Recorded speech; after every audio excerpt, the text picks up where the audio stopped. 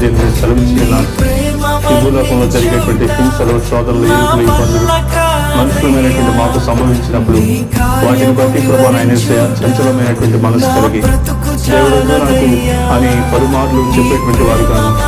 దేవుని గురించి ఇంత శ్రమ శోధన నాకు ఎందుకు వచ్చింది, నేను నిజంగా క్రైస్తవునైతే నాకు వస్తాయా అని అనుకుంటూ ప్రలోభపడుతూ ఉన్నారు.